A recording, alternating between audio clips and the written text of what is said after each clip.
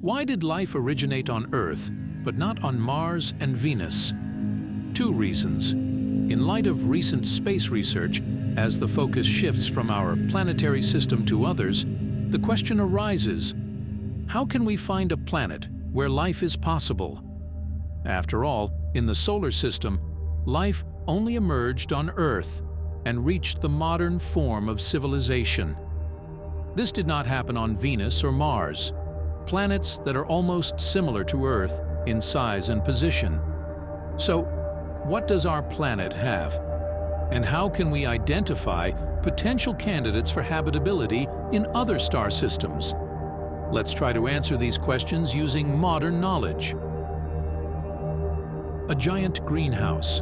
In astrophysics, there is a term habitable zone. This is an area in a star system where a planet receives enough heat to develop and sustain life. Astrophysicists consider the light from the star itself, not taking external factors into account. If Earth were heated only by sunlight, its temperature would be just 5 degrees Celsius. Worse still, because the planet also reflects light due to the albedo effect, the temperature on our planet should be even lower, minus 18 degrees Celsius. As a result, Earth would be outside the habitable zone, while Venus, for example, fits almost perfectly into this zone. But why is the temperature on Earth higher than it should be according to the above calculations? It's all about the greenhouse effect achieved by the atmosphere. The average temperature on Earth is 15 degrees Celsius precisely because heat is retained on the surface, warming the planet. Solar radiation passes through the atmosphere and is absorbed by the surface. The planet emits heat back in the infrared range. While the sun's rays encounter no obstacles on their way to Earth, the reverse radiation from Earth is trapped by the atmosphere, as the infrared spectrum has a longer wavelength. Moreover, part of the radiation returns to the surface, heating it even more. This principle is the same as in a regular greenhouse. It traps infrared radiation. For the greenhouse effect to be possible and maintain a comfortable temperature for life, the atmosphere must have a certain composition. On our planet, most of the radiation is absorbed by water vapor and carbon dioxide. They coexist in an ideal balance, creating a specific heat cycle. Carbon dioxide in the atmosphere traps infrared radiation, thereby enhancing the greenhouse effect. This is why ecologists today are alarmed about the increase in the number of cars and their emissions. It increases the concentration of carbon dioxide.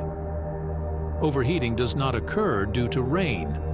Carbon dioxide reacts with water to form carbonic acid, which falls as acid rain. On the surface, it dissolves rocks and forms carbon-rich minerals, such as limestone and chalk calcium carbonate. Carbon dioxide returns to the atmosphere through volcanic activity and living organisms, e.g., simple breathing. This process is called the carbon cycle, and it acts as a thermostat for our planet. If our planet were closer to the sun, it would receive more heat, and precipitation would be impossible because all the water would turn into vapor. Consequently, carbon dioxide would also not precipitate and would constantly trap infrared radiation from the surface.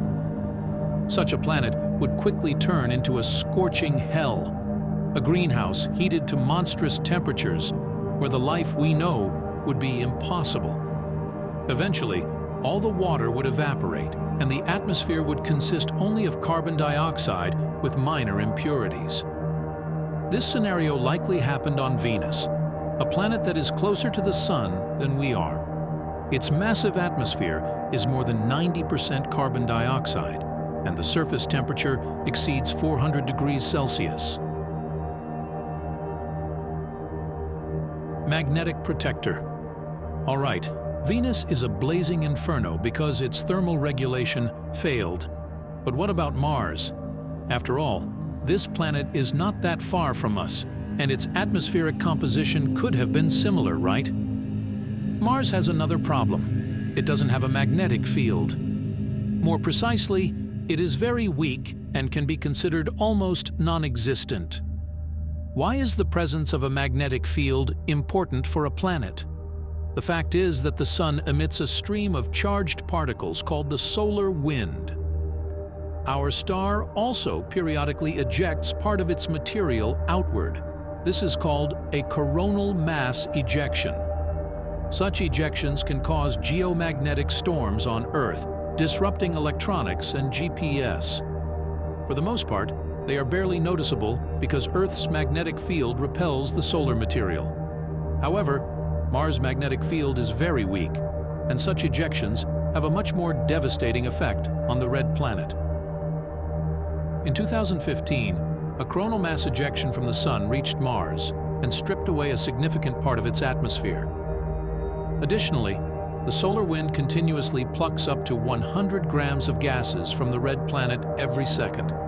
Therefore, although our planets are very similar, the density of Mars' atmosphere is only 1% of Earth's.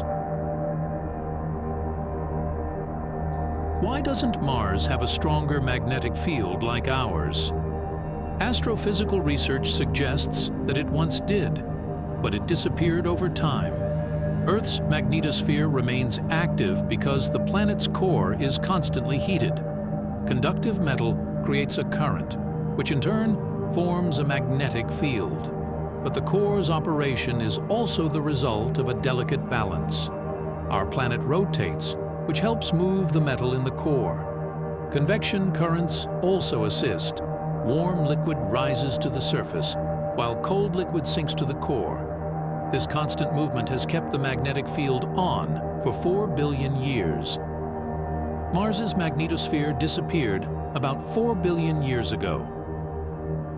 Several reasons are cited. First, Mars is smaller than Earth and cools faster. Most likely, the convection mechanism simply couldn't provide constant heating of the core, and over time it cooled. The movement of metal inside the planet stopped. Second, Mars may have collided with an asteroid, disrupting the movement of material in the core. There is evidence for this. For example, the formation of the Great Northern Plain on Mars is attributed to a collision with a large celestial body about 2,000 kilometers in diameter. The impact of such a giant 4 billion years ago must have affected the flow of material in the core and weakened the magnetic field. Whatever the reasons for the absence of a magnetic field on Mars, the result is visible in photos from probes.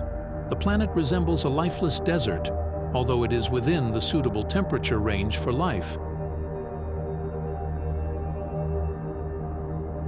In the mid-20th century, Venus and Mars enticed scientists and science fiction writers as potential habitable worlds.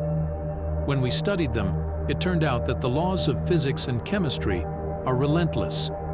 Small shifts in the amount of heat, atmospheric composition, and crust movement determine a planet's fate, whether it will be suitable for the carbon-based life we know or not. Venus fell victim to an uncontrolled greenhouse effect, and Mars' atmosphere was blown away because a giant magnet didn't form in its core. If we seriously consider terraforming other planets to Earth in the future, or reach planets outside the solar system, we must pay close attention to these two conditions for life: the carbon cycle and the magnetic field.